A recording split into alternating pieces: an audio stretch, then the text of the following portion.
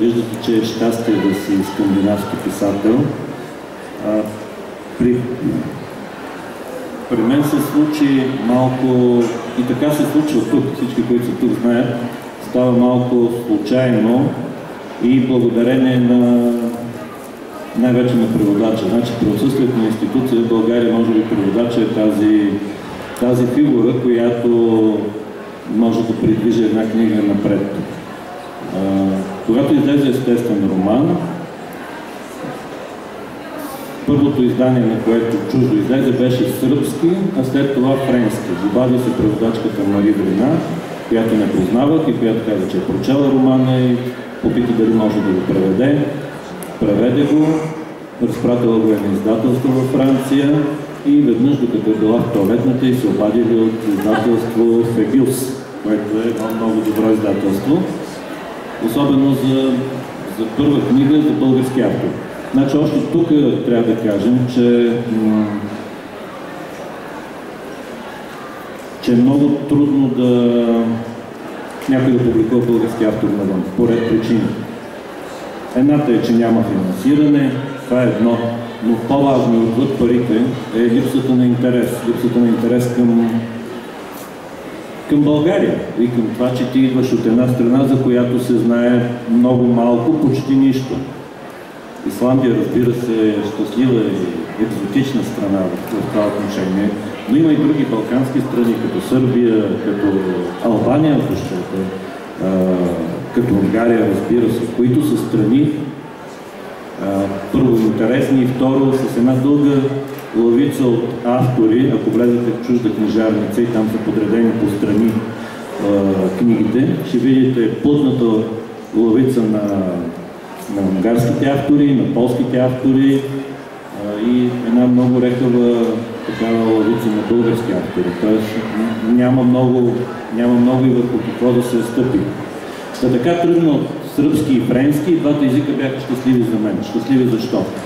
На сръбски се оказа, че една американска издателка или жена, която работи в много добро американско издателство, Талки Аркайв Прес, е със сръбски произход. И когато се е върнала лятото в Сърбия, в Белград, е прочела романа на сръбски и го е предложила за издаване. И това е всичко.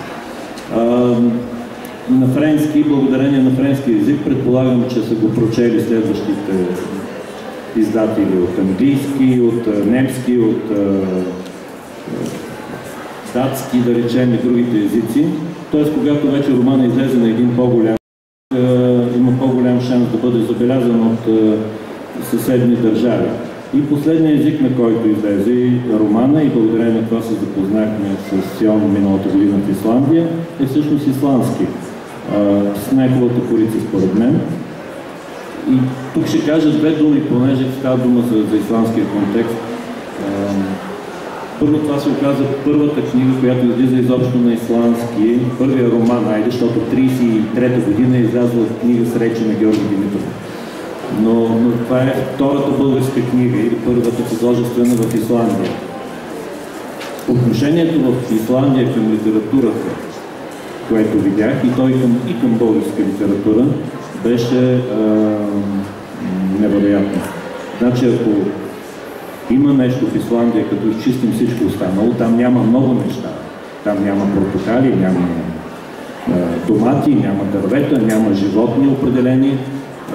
Всичко е много лунно, но има две неща, с които тези хора правят всичко. И това са сьомга и литература. Риба и литература.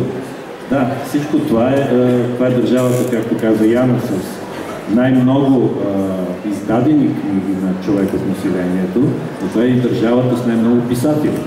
Там всеки, с когото се запознаеш, всеки втори е автор на книга. И в тези рано свечеряващи се дни, четенето, литературата е нещо, което те държи.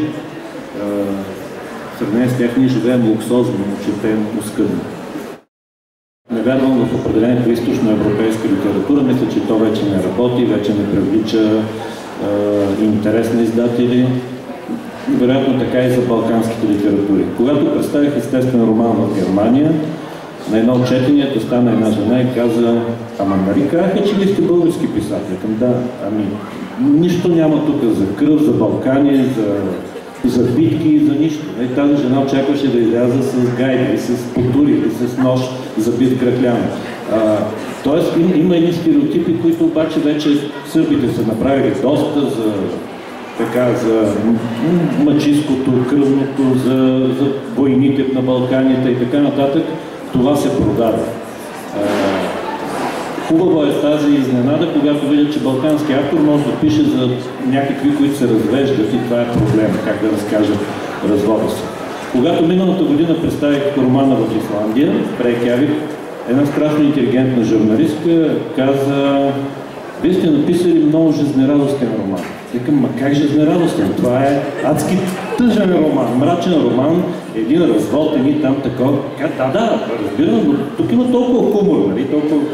Тоест, не знаеш рецепцията на къде, какво ще извади от твоята книга. Ти нямаш там вече някаква власт за трудните скандинавци, за трудния живот в Исландия.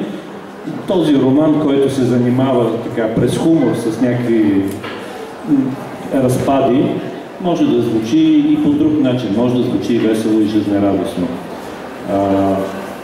Това, което каза Сион, ми се стори важно, че в крайна сметка